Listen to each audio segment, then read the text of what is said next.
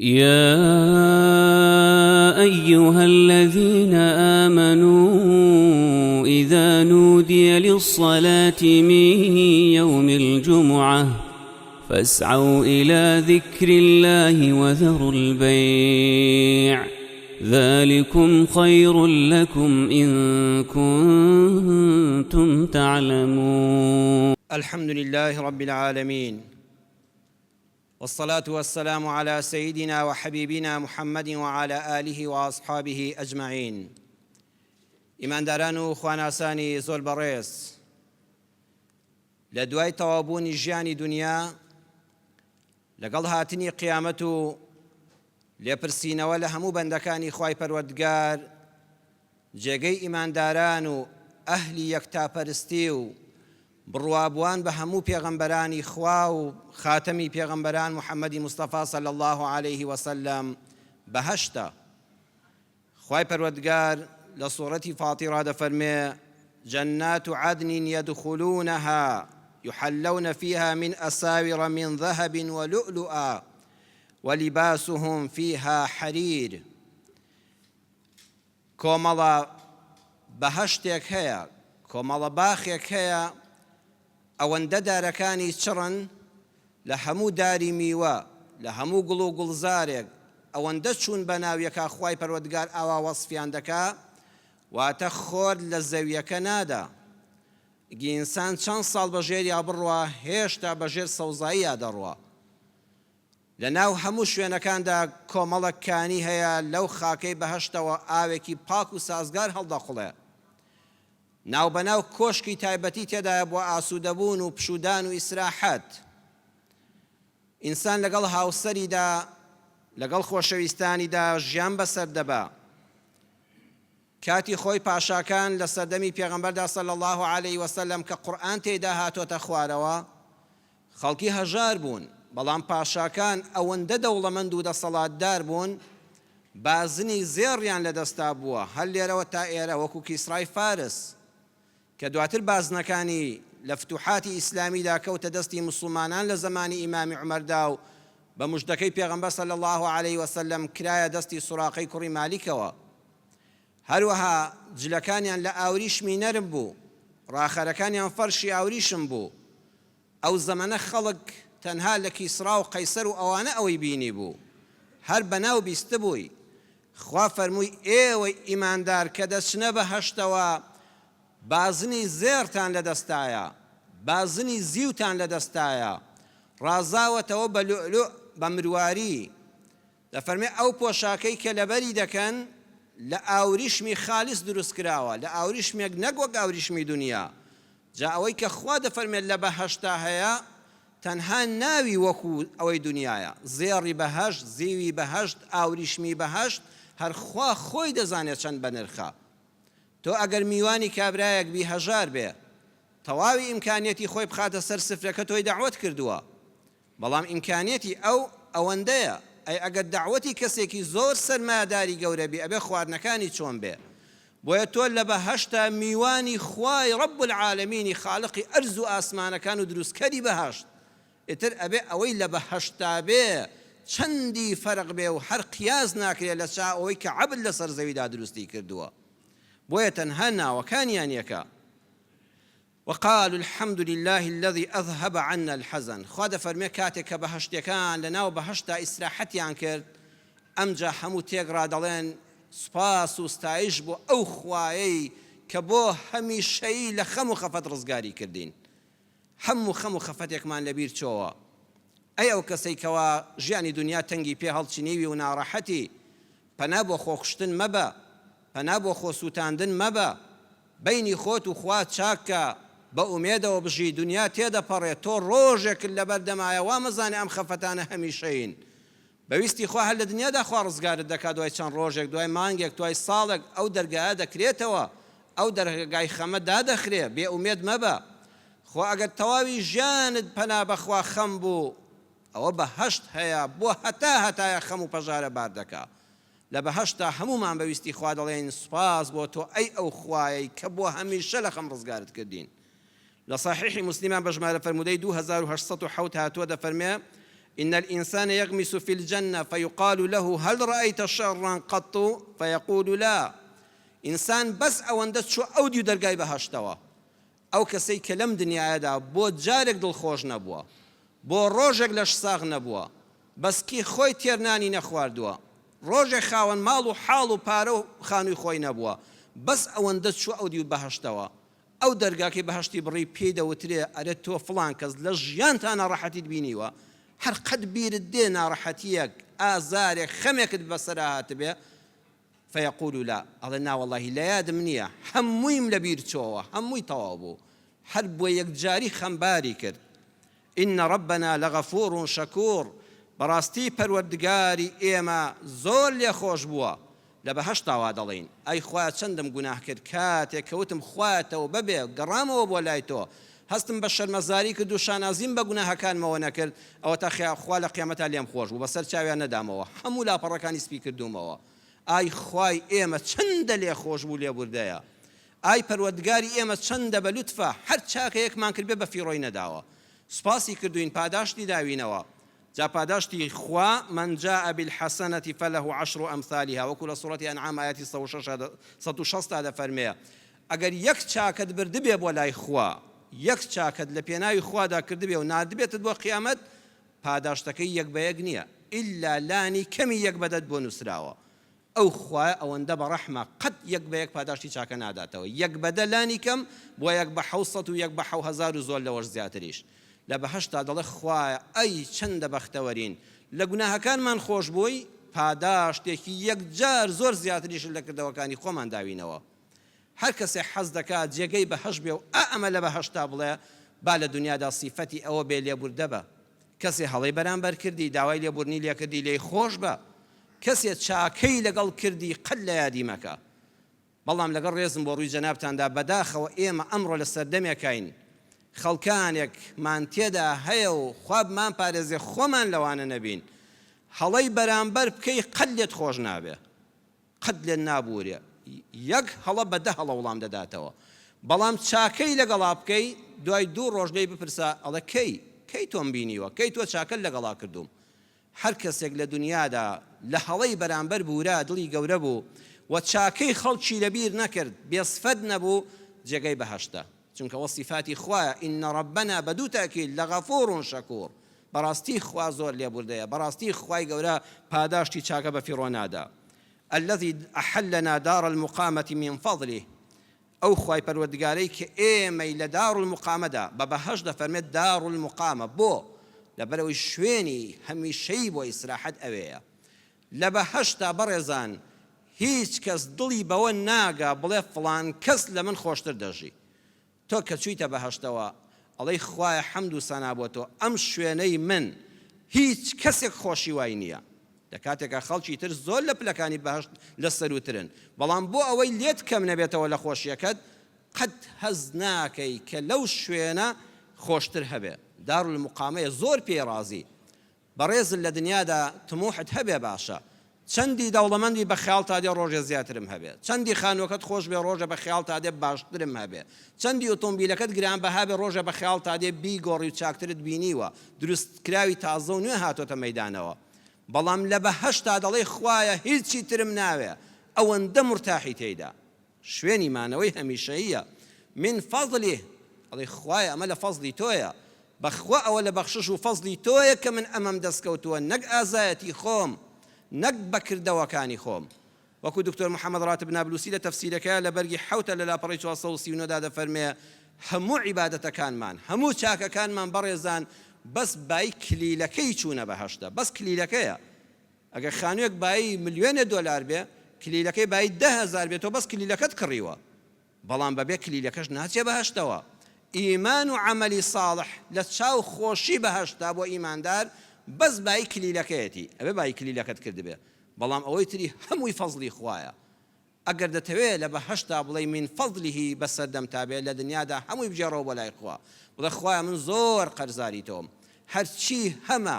لە ناوم، لە نانم، لە بوونم، لە شەهادەم، لە ڕێزم، لە حرمەتم، لە ماڵ و منداڵم، لەوەی کەوا خوا پارۆنانێکی خستۆتە سەر سفرەکەم من فەضلی خوایە هەمووی هی تۆیە، هەر کەسێک لەم دنیادا هەرچی هەیەی بەهی خوای بزانێ لە ڕۆژی قیامەتیشا لە بەهەشتا دڵە خۆیان فەزڵی تۆیە کاتمە بەهەشتەکەتەوە قەت نەڵی هی خۆم ئامان نەڵی ئەوە هی خۆمە هەرچیت هەبوو بڵێ خوایە هەمووی هی تۆیە هەمووی بەسەرکردنەوەی تۆیە هەمووی فەزڵی تۆیە لە بەهەشتیشا هەر دڵی من فەضلی جێگای ئەو کەسانە بەهەشتە لا يمسنا فيها نصب ولا يمسنا فيها لغوب لە بەهەشتا بەڕێزان ماندووبوون نییە لە بەهەشتا بێزاربوون نییە ئەم دوو شتە ژیان ناڕەحەت دەکات ماندووبوون و بێزاربوون هەندێکیش دەفەرمون نەسەب یعنی بێزاری بێتاقەتی نەخۆشی ناخۆشی لا يمسنا خوایە سوپاس بۆ تۆ ئێمە لەم بەهەشتەیە ئەوانە هەر نابیستین ولا لغوب لا يمسنا فيها لغوب هەڵسوکەوتی ناشرین قسە و گفتاری نابەجێ هەر نایمان بیستۆ بەگوێماندا نەهاتۆ شتێک نییە قسەیەک لەو باشتەیە ببیستی یەک جار دڵت پێی گەرد بگرێ هەر بۆ چرکەیەک نەماوە ئەوانە تەواو بوون ئەمە سوورەتی فاتر بوو ئاەتی 33 بۆ 34 کە باسی خۆشیەکانی بەهەشتی بۆ کردین بەویستی خوا ئێمە ئەهلی ئیمان ئەوە جێگامانە خۆتانی بۆ ئامادەکەن بای کلیلەکە بەعەمەلی ساڵح و ئیمانی پتەوەکە لە دەست نەدەن خەڵکینە ئەم دنیا فانیە دەبڕێتەوە ئەو قیامەتەمان لە پێشە ئەو خۆشیە لە پێشی هەمومانە خۆتانی بۆ ئامادەکەن هەمیشە لەگەڵ بەهەشتا بژین بەویستی خوای پەروەردگار ئەوە خوا بۆ ئیماندارانی وەکو ئێمەی داناوە جا سێ وشەی لە ئاەتەکاندا باس کرد حەزەن نەسەب لغوب خەم و خەفەت ماندووبوون بێزاری ئەمە سەرچاوەکەی غیلە سەرچاوەکەی کینەی ناودڵە کە لە وتاری ڕابردوودا باسی ئەوەم بۆ جەنابتان کرد ئینسان هەر مەینەتێکی لە دنیادا توش دەبێت لە نەخۆشی دەرونی و جەستەی یەکەم سەبەبی ئەوەیە دڵی پاک نییە کە سینە پاک نەبوو هەموو نەهامەتێک بە دووی خۆی دادێنێ ئەگەر ژیانێک خاڵی بوو لە حەزەن و نەسەب و لغوب لە خەم و لە بێتاقەتی و لە ماندووبوون و بێزاربوون وەڵڵاهی بۆ خۆی بەهەشتە هەر لە دنیادا لە بەهەشتای بۆیە لە دوو شوێنی قورئاندا لە سوورەتی ئەعراف ئاەتی 43 و لە سوورەتی حیجر ئاەتی 47 خوا لە دوو شوێنی قورئانە دەفەرمێ وەنەزەعنا ما فی صدورهم من غیل بەهەشتەکان کە دەستنە بەهەشتەوە یەکەم کار کە لەگەڵیان دەکرێت سینەیان بێکینە دەکرێت بۆیە تەواو ئیسراحەت دەکەی دەیت خوا بەڕێزان ئەگەر دەتەوێت ئەم چوار ڕۆژەی ئەم ژیانی دنیاشت بە خۆشی بەسەربەری سینەت خاڵی کە لە کینە بەڵام ئەم سینەیە کە مناڵ کە لەدایک دەبێت خۆ پاکە باشە بۆ هەر یەکێک لە ئێمە ڕقێک لە ناو دڵیا دروست بووە با هۆکارەکانی بزانین لە خزمەت قورئاندا ئەمە بەشی یەکەم هۆکارەکانتان بۆ باس دەکەم بۆچی ئینسان سینەی پڕ دەبێت لە کینە بۆ بارێکی قرس لە دڵتایە و ڕقل لە خەڵکە نازانی چۆن دەری ببڕی و پێوەی دەتلێیتەوە هەموو خۆشیەکانی ژیانت لێتاڵ دەکا وەکو هەنگوینێک یەک دڵۆب زەهری تێکەی هەمووی بێتام دەکا هەمووی تاڵ دەکا سینەی ناو کینەی ناو دڵیش سینەی پڕ لە کینە ئەگەر لەم دنیادا لە هیچت کەم نەبێت لە جەهەنەمای بەخوا لە جەهەنەمای چونکە دایمە دڵ ناڕەحەتی قەت خۆشی نابینی یەکەم هۆکار بەڕێزان ئەوەیە ئینسان ڕقی لە کەسێک دەبێتەوە چونکە بەلەمپەری بەردەم خۆی دەزانێت بە بربەستی بەگەیشتنی ئاواتەکانی خۆی دەزانێت دەڵێ بەس ئەو لەمپەرە لا چوویا لە بەردەممە هەموو هەوڵێکی بۆ دەدەم ئەگە بۆی بکرێ دەیکوژێ هەر بەجەستە دەیکوژێ ئەگە بۆی بکرێ شار بەدەری دەکا وێرانی دەکا بەس فڵان کەس لاچێ لە بەردەممە من بە ئاواتەکانی خۆم دەگەم ئەمە لە قورئانە باس کراوە ماڵی یعقوب پێغەمبەر سەلامی خوای لەسەر بێ دە کوڕی لە دایکێک یان دوو دایکی ترن دوو برای بچووک یوسف و بنیامین لە دایکێکن دایکی بەسەر بنیامینەوە کۆچی دوایی کردو و یوسف و بنیامین بێدایکن یعقوب پێغەمبەر سەلامی خوای لەسەر بێ خەڵکانێک جاری وا تەفسیری ئەو ئاەتانەوا دەکا خوا نەخواستە دادپەروەری لە بینی منداڵەکانیدا نەکردبێ حاشا پێغەمبەران بێبەرین لەو کارانە بەڵام بە حکمەوەی ئەم دوو منداڵە بچووکن دایکیان نەماوە یعقوب پێغەمبەر وەکو دادپەروەری دەبوایە هەم شوێنی باوکیان بۆ بگرێتەوە هەم شوێنی دایک بۆیە مافێکی ڕەوایان بوو دوو منداڵی بچووک هەم دایکیان نییە هەم نابێت لە سۆزی باوکیش بێ بەش بن باوکێک دەبێت جێگەی هەردووکیان بۆ بگرێتەوە بەڵام دە کوڕی گەورە دە کوڕی ساحب ژن و ماڵ کینە لە ناو دڵیاندا دروست بوو کە باوکیان دەبینن ئەوە دەست بەسەر ئەم دوو منداڵە بچووکە دێنێ و جارجار لە باوەشیان دەگرێ و سۆزیان دەداتێ کینەی ناو دڵیان ڕۆژ بە ڕۆژ زیادی کرد جامە بە ڕۆژێک دروست نەبووە قورئان وێنەکەمان بۆ دەشێشێ ساڵانێک دێ و دەڕوا و ڕۆژانە ئەمان ئەوە دەبینن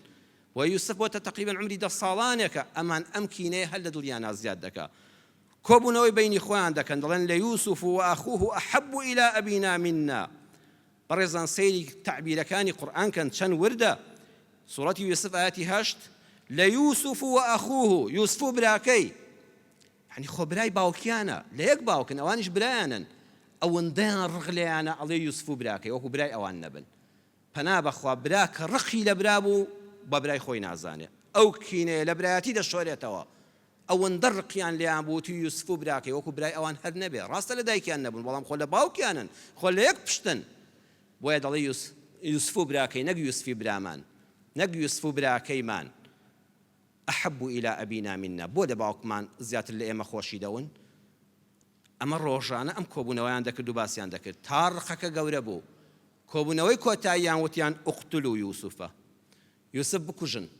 چی بکەین بۆ ئەوەی لای باوکمان خۆشەویست بین؟ با یوسف بکوژین. ئەوی طرحوه ئەرضەن. کوشتن دوو جۆرە، کوشتنێکی جەستەیی بە شمشێر لە گەردنی ئەدەین و فڕێ دەین لاشەکەی چ دەبێ باب بێ. جەماعەتیش کەوتیان نە، با کوشتنەکەمان بەسەرا ساغ نەبێتەوە. ئەی چی بکەین؟ دەستی ببەستن، دەمی دەبەستین، ئێمە دەکەسین ئەو بەتەنیایە، چاوی دەبەستینەوە، دەیبینە بیابانێکی چۆڵەوانی بەڕەڵای دەکەین. دوای ئەوەی کەوا بەڕەڵامان کرد و خۆمان گەڕاینەوە، ئاوی لێنێ لە تینوان دەخنکێ، لە برسان دەمریان شەود ڕوندە دەیخوا. ئەو کاتە ئێمە ناڕاستە و خۆ کوشتومانە. جا کوشتن دوو جۆرە، یەکەمیان بەجەستە کەسێک کوژی، دووەمیان کارێکی وا بکەی لە مەیدان لای بەی، ئەوی طرحوه ئەرضەن، وایە کەسێ بەگر دەدا، ئەوەندە ڕقی لێیەتی، بوختانێکی بۆ دەکا لای کار بەدەستان، ئەی خاتە زیندانێکەوە چاوی بە دنیا ناکەوێتەوە. ئەوەش جۆرێکە لە کوشتن. یان ئینسانی وا هەیە دەیەوێت کەسێک لە مەیدانەکە بکاتە دەرەوە، ئەوەندە بوختانی بۆ دەکا، ئەوەندە قسەی ناشینی پێوە هەڵدەبەستێ، هەتا فڵان کەس لە مەیدان دەکاتە دەرەوە. ئەوی طرحوه ئەرضەن، ئەوە سەرچاوەکەی کینە. باشە بۆ ئەمە بکەن، بۆ بەرامبەر منداڵێک ئەوە بکەن. وتيان يخلو لكم وجه أبيكم، برزان أما السبب كيتي يخلو لكم وجه أبيكم وتكونوا من بعده قوما صالحين. بو أو پردەی کە لە بینی ئێمە و باوکماندایە کە یوسفە لای بەرین. ئەوە لەمپەرە، باوکمان هەندە چاوی لەسەر ئەوە چاوی ئێمە نابینێ، با ئەم لەمپەرە لەبەر چاوی باوکمان لابەرین، با ئەو پەردەیە لابین، یوسف لەناو بەرن. دوای ئەوەش بە ئاواتی خۆمان دەگەین. باسی تەوبەکردن نییە، هەندێک تەفسیر دەنووسن دوای ئەوە تەوبە دەکەین و دەبینە پیاوی ساڵح. نا، دوای ئەوە بە ئاواتی خۆمان دەگەین. ئاواتی ئێمە ئەوەیە لەبەر چاوی باوکمانە زۆر شیرین بین. سەیری کە ئەم کینە لە دڵانە باوکێک فەقیرە لە تەمەنێکی کۆتاییدا خێزانی عەمری خوای کردووە، دوو مناڵی بچووک بە خێو دەکات لە جێی دایکی و باوکیانە، ئەمانەش لە دەرەوە ڕۆژانە سینەیان پڕ دەکەن لە کینە. چەند کەسەیە تۆ ئاگات لە هیچ نییە، هیچ خراپەیەکن نییە، کەچی لە ماڵی خۆیەوە بەرامبەرت دەکوڵێ، ناخی خۆی پڕ دەکا لە کینەوەکو براکانی یوسف. ئەم پیلانەیان داڕشت. بەڵام لەناو ئەو دەبرایەدا قال قائل منهم، یەکیان وتی سبحان الله، قورئان نافەرمێ کامیان، بۆ نافەرمێ کامەیان بوو، برا گەورەکە بوو، برا بچووکەکە بوو، ناوەنجەکە بوو، خۆی پاراستۆ قورئان لە ناوهێنانیان، بۆ ئەوەی ئێمە گومانی خراپ بە هیچیان نەبین. بڵێ ئەو گەورەکە بوو، دواتر بڵێ بچووکەکەیان بوو، بڵێ ناوەنجەکە بوو، ئیشی من و تۆ نییە ناوهێنان. خوا دەفەرمێ قەت ناوی کەس مەهێنە، واز لە ناوهێنان بێنە. بەڵام ئینسانی ژیر ئاخری دەیدۆزێتەوە. بڕۆ سوورەتی یوسف ئاەتی 80 بخوێنەوە، لەوێدا باسی برا گەورەکە دەکات. ئەوە قسەی برا گەورەکەیان بوو. ئەم برا گەورە نەیدەتوانی دەستی نوۆیان بگرێ، بڕیاریش دراوە دەبێ یوسف بکوژرێ یان دەربەدەر بکرێەوە بە هەر شێوازێک بێ لەناو ببرێ و لەبەر چای باوکی لا ببرێ. خراپەیەک دەبینی ناتوانی بیگۆڕی، بڵێ ناتوان نایکوژن، ئەوان نۆ کەسن لەوانەیە ئەویشی لەگەڵا بکوژن، یان بە خیانەت کار نایبەرن، هیچی بۆ ناکرێ، خۆی تووڕە دەکەڵن کەیفی خۆتە، تۆ بەشداری مەکە. بەڵام چی بکە؟ ناوێ بێ هەڵوێست بێ. هاد وتی با لە کوشتن پەشیمانیان بکەمەوە، وتی لا تقتلوا یوسفە، نەیوت لا تقتلوه، ناوی یوسفیشی هێنا، کاکە برامانە، با یوسف نەکوژین، با یوسف نەکوژین، لا تقتلوا یوسفە، کاکە یوسف مەکوژن. وألقوه في غابة الجب. من رأيشي ترم هاوتي با فريدين ألقوه چونك باسي قتلة يكم زانابي بڵێ با لێی ببورین، با شتێک بڵێم بە مقابلی قتل بەهێز بێ، کاکە با فرەیدەینە بیرێکەوە. جا جوب ئەوەیە بیرێک کە بە بەرد بیراز نەکرابێ، بیرمان بینیوە ئەو بیرانەی زۆر قوڵن بۆ ئەوەی نەڕوخێن بە بەرد ئەم چواردەورەکەی دەگرن. جوب ئەوەیە چاڵێکە ئاوی تێدایە، ئاوەکە زۆر نییە، کاروانەکان ئاوی لێ دەبن، بەڵام بە بەرد چواردەوری نەژیراوە. وتی بابی خێنە ئەو بیرەوە، فڕێدەنە بیرەکەەوە، ئەلقوه، بۆی لە مقابلی کوشتنە ئەلقو بەکاربێنێ. کاتێک کە زانی سەیری یەکتریان کرد وەڵا خۆش ڕێیەکی چاکە وتی یەلتەقیت بعض السەیارەتی هەندێک کاروانچی دێن جا سیارەیانی ئەوەی کە توانای ڕۆیشتنی زۆرە ئەو کاروانچیانەی بەردەوام ساڵ 12 مانگ بەڕێگاون و دێن و دەڕۆن بۆ ئاولا دەدەنە سەر بیرەکە و یوسف لەگەڵ خۆیانە دەبن ئێمەش دەیترسێنی نەڵێ من کوڕی یعقوب پێغەمبەرم بەخوا بێشتەوە ماڵەوە دەیکوژین با بڵێ من عەبدێکی ڕاکردوم و لێرەدا خۆم شاردۆتەوە ئەوانیش دەیبەن و دەیفرۆشن یوسفیش هەروای کرد لە ترسانە نەیوێرا بێتەوە ماڵەوە إن كنتم فاعلين أجر دتانوي كاركتان سر بقريو أو لم پر لبر شاوتان لابرن يوسف مكوجن بريزان جاري واهتو ناتواني خرابيك بن بركي أم نيتواني لكشتن بشيماني عم كاتو بلام بان نخشك هواشتر كموا لأني كان بالكو يوسف روجه كسبي باو بسيت بختوريا وفعلا نخشك شي جوان بو يوسفي لكشتن يقرزقار كد أي إنسان زۆر جار دەکەوێت مووقفێکەوە مەجلیسێکی ناو خزمان و کەسوکارتەوە پیلانێکی خراپ قسەی خراپدا دەندرێ تۆ ئەگەر نەشتوانی بە تەواوەتی بن بڕیکەی هێواشیکەوە گوناهەکە سوکترکە تەخفیفیکە ئەم برایە ئەو کارەی کرد بەڵێ ئەم چیرۆکە قورئانیە کە تا قیامەت دووبارە دەبێتەوە پێمان دەڵێ براکانی یوسف ناخیان پڕ بوو لە غیل لە کینە ئەو باوکە کە پێغەمبەری خوا بوو تۆمەتباریان کرد ئەمە پیشەی مرۆڤی فاشیلە ئەو مرۆڤانی تا قیامەت وەکو براکانی یوسف لە قورئانە کە خوا تۆماری کردۆ بۆمان دەفەرمێت دڵنیا بن دووبارە دەبنەوە مرۆڤی فاشیل چێیە مرۆڤی دۆڕاو چێیە ئەو کەسەیە کە بەردەوام وێرانە پەشیمانە داماوە قەت بە ئاواتی خۆی ناگا هەر کەسێک ئاوا کینە لە دڵ بێ وەکو براکانی یوسف بەردەوام پەشیمان داما و وێران قەت بە ئاواتی دڵی خۆشی ناگا مرۆڤی فاشیل ئەو کەسەیە دەیەوێت کەسێک لە ناو بەرێ بۆ ئەوەی جێی خۆی بکاتەوە و ئەزانێ ئەگەر فڵان کەس لەم سەر زەوێ بمێنێت جێ ئەو نابێتەوە پەنا بەخوا جاری وا هەیە دوو بووک لە ماڵێکان ڕقیان لە یەکترە وەڵی بوختان بۆ یەکتر دەکەن بەڵکو لەبەر چاوی خەسوو خەزووری خۆی بەرێتە پێشەوە ئەو دوانە بەیەکەوە هەگە هیچ پۆستێکیان نییە هەوڵی لابردنی یەکتر دەدەن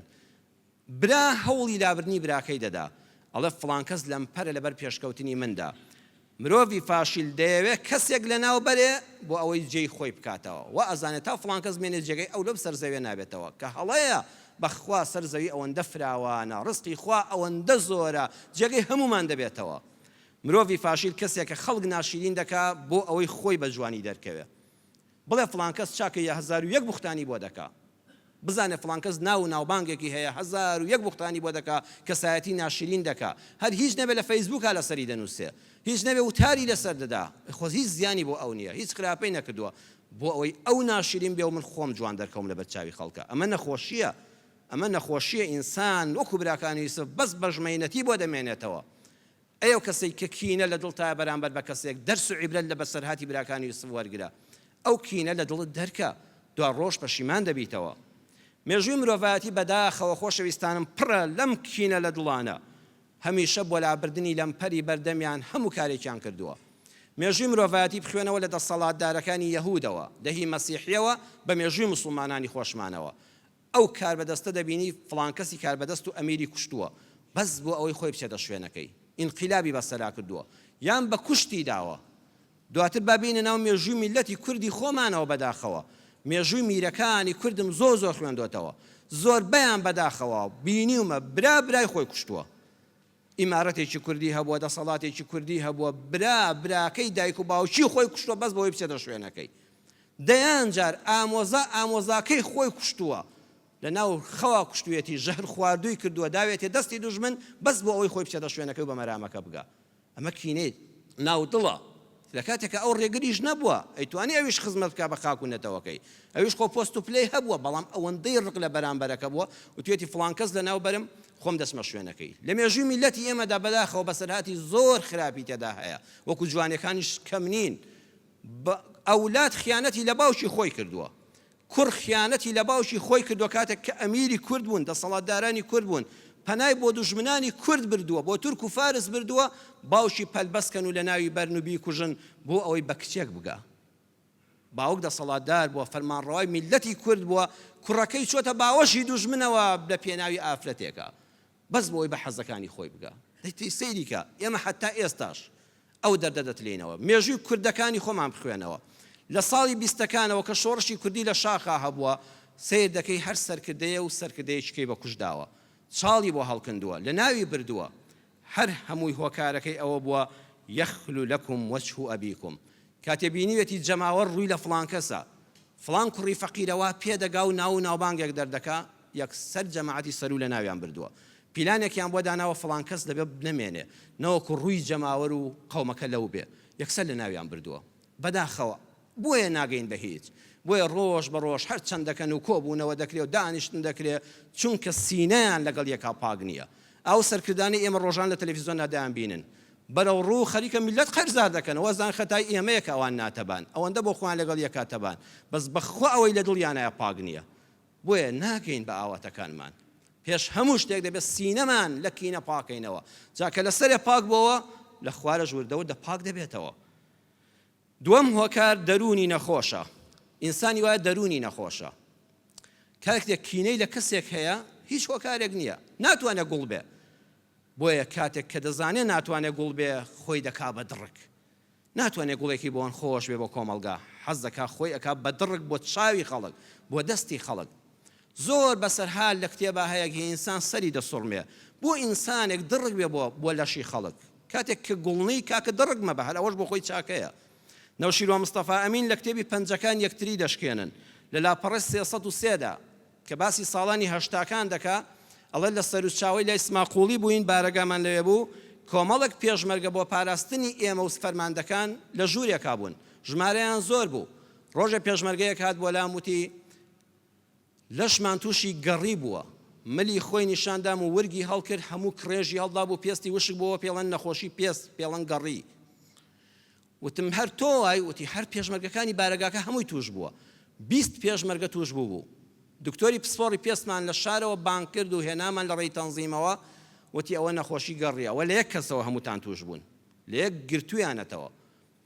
بە ئاوی شلەتێن ڕۆژانە دەبێ خۆ بشۆن جلەکانی ژێرۆتان فڕێدەن کراس و فامیلە هەمووی تازە لەبەرکەن نوێنەکانیان بگۆڕن یان ڕۆژان لەبەر هەتاو هەڵیخەن ئەڵێ بۆ ئێمە لەو بارودۆخەدا و لەو کاتە ناخۆشەدا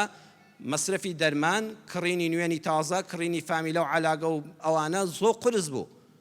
ئەڵێ منیش وەکو لێپرسراوی ئەو پێشمەرگانە گەڕام بە دووی هۆکارەکەیدا چاودێریم خستنە سەر بینیم هۆکارەکەی ئەوەیە کابرایەکیان لە ناودایە ئەم کەسە بە حساب دکتۆری پێشمەرگەکانە مۆزەفی سحێ و شارەزایی تەندروستی هەیە و دەبێت کە پێشمەرگەیەک بریندار بوو ئەم تەداوی بکاگەیەکێ نەخۆش بوو ئەم دەرمانی بۆ بنووسێ ئەم پێشمەرگەیە خۆی تووشی نەخۆشی گەڕی بۆ لە پیسیەوە لێی پیر کردووە و لێی کۆن کردووە دەنگی نەکردووە بڵێ من وام بەڵام ناخی پیس بووە بۆ ئەوەی هەموو برادەرەکانی توشکە کاکی دکتۆر هەموو ڕۆژێکە پێشمەرگەکان خافڵاون چۆ فامیلەکانی ئەوانی لەبەر کردووە دای ناوەتە ئەو لەبەری کردو ئەوش گرتوێتی چۆ دانەیەشکەی لەبەر کردووە کاتێک توێتی پشوو دەدەم هەر جارە بە بەتانی کەسێک کەوتۆ لە ملی خۆی خشاندۆ بۆی پێشمەرگەکانی تر توش بن ئەڵە پێم سیر بوو دەبوو پێشمەرگە لەسەر پێشمەرگە خۆی بەکوژدا کەچی ئەم هەوڵی لە ناوبردنی هاوڕێکانی داوە دومیان ئەم بۆ خۆی دەیتوانی خۆی چارەسەرکە بۆ قسەی نەکردووە بیوتە من نەخۆشیێکی ئاوام هەیە و دکتۆرێک یەک کەسی چارەسەر دەکرد ماوەیە خۆی دوور دەگرت ویژدانیشی ئیسراحەتی دەکرد دەکاتێکە ئەم دکتۆرە ئەم هێزە بەو سپێردراوە تەندروستیان سەلامەتکە کەچی ناخی ئەوەندە پیس بۆ حەزی کردووە هەر هەمویان تووشی نەخۆشیەکە بکە ئەڵە بۆیە هەڕەشەم لێ کرد ویستم نیوەمەرگی کەم پێشەوەی دەریکەم ئەویش لە شاخە بینیوێتی خۆ دادگا و شۆڕ و شوانە نەبووە چێت حەز لێ نەبوو بە سزای گەل و شۆڕشی بگەێنن بیبەن لەو پەنایە و مەغزنێک فیشێکی پێوەنێن بەبێ دادگایی کردن مێژووی ئێمە هەروە بووە هەر حەزت پێی نەبوو ئادەی بیدەن مەغزنێ فیشێکی لێدەن بە سزای گەل و شۆڕشی بگەن و لەبانیژی ئیزاع و بیخوێننەوە بەبێ دادگا بەبێ هیچ شتێک بزان پاڵنەرەکان چین ئەڵێ وتم بیبەن تەنەکەی نەوتی پێداکەن و داری بۆ بێن و بە ئاگر بیسووتێنن ئەوە خەڵکی کەش توش دەکا چونکە ویش لێ بینی بوو ئەوەندە ترسا ئەڵێ خەری بوو لێ ڕوحی دەرچێ هەتا دووریشیان خستەوە یەقینی هەبوو کە بە ئاگر دەیسووتێنم بەڵام دوای لە پێشمەرگایەتی دەرکرا بەڕێزانە مەگەر ڕووداوێک بێ لە کتێبە تۆمار کرابێ ئەمڕۆ تۆ بە چاوی خۆت دەیبینیەوە بەداخەوە ئێستا ئێمە لە سەردەمێکین ڕەحم و بەزەیەکان کەم بوون ئەوە خوای ئەرحەم الراحیمینە کە ڕەحمی پێمان دادێتەوە بە تایبەت ئەوانەی لەبەر چاوی خەڵکا دەردەکەون سەی دەکەی هەست ویژدان ئینسانیەت هەمووی مردووە ڕاگەیاندکار ئەبێ ئاوێنەی کۆمەڵگا بێ سیرێکی کەسێ پەیامنێرێکە بەس بۆ ئەوەندەی هەواڵێک بگەێنێتە تەلەڤیزۆنەکەی و بینەری زۆرتر بۆ خۆی کۆبکاتەوە هیچ سەیری ئەوە ناکە ئاخر ئەم هەواڵە بۆ بڵاوکردنەوە نابێ وەکۆی لەم هەفتەیەدا بینیمان گەنجێکی ئاوارە و لێ قەوماو بڕیارێکی تا سەر ئێسقان هەڵە دەدا هیچ کەسێک لەوە هەڵەکارتر و خراپتر نییە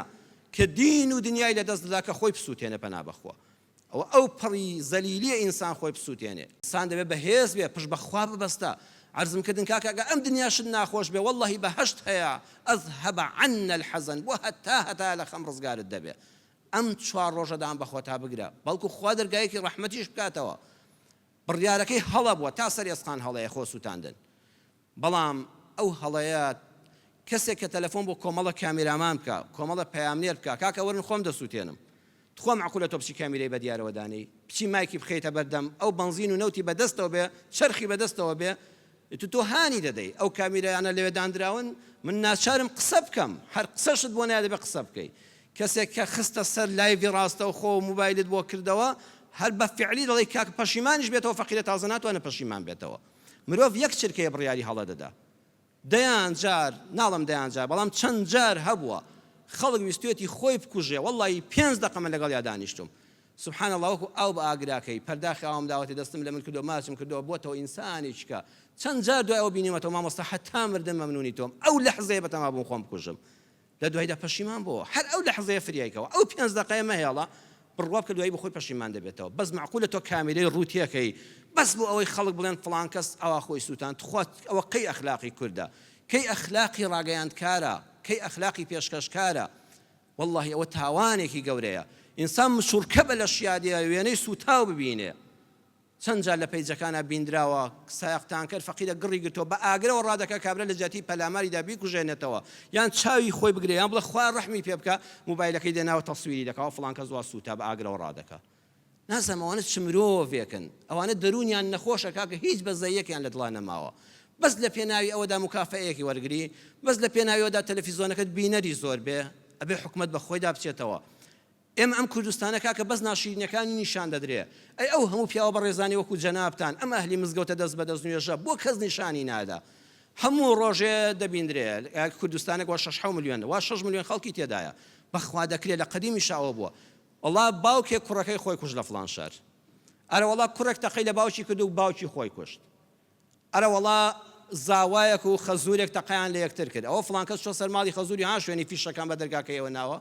ئەزانی تۆ کە لە تەلەڤیزۆنەوە باست کرد بەیانی دوو پیاوی وەکو جەنابتان دوو مامۆستای بەڕێز ڕەن بچێ سوڵحێک بکە بەس کە هەموو دنیا پێزانی تازە سوڵحیش ناکرێت ئەوە هەموو تازە ناسڕێتەوە لە ڕاگەیاندنە هەڵەیەک بۆ کابرا گەنجێک بۆ چۆ تەقەی لە ماڵی خەزوری کردووە دوایبی بە دەستی پێماچکە قاچی پێماچکە پەشیمانی دەربڕێ تعهودی دەوەرگێ بەڵام بۆ لە تەلەڤیزۆنە باسی دەکەی ئەرە وەڵا خەزورێک تەقەی لە زاواکەی کرد و زاواکەی کوشت وەڵا ئەو ئافرەتێک مێردەکەی خۆی کوشت ئەوە پیاوێک تەقەی لە ژنەکەی خۆی کرد و کوشتی ئەوە دوو دراوسێ لەسەر مەڕێک شەڕیان بوو دراوسەکەی خۆی کوشت ئەوە دوو دوکاندار شەڕیان بوو یەکتریان بریندار کرد توخوا ئەمانە هەواڵن تۆ حەبەس ناشرینی نیشانی من دەدەی یعنی کابرا لەگەڵ باوکیە بێئەدەبی کرد بێ جورئەتی ئەوەی نەبووە تەقەی لێ بکە بەڵام کە تۆ هەموو ڕۆژێ نیشانت دا ئەرە وەڵا کوڕێک باوکی خۆی کوژ وەڵاویش دەچێ دەیکوژێ باوکێک چەندە ڕقی لە کوڕەکەی بوو بێ جورئەتی ئەوەی نەکردووە تەقەی لێ بکە بەڵام کاتێ کوڕەکە خەڵک کوڕی خۆشی دەکوژێەوە تان تەلەڤیزۆن باسیشی دەکا خۆ بەعینی دادگاش بەریەدا هەر هیچ باسیش نییە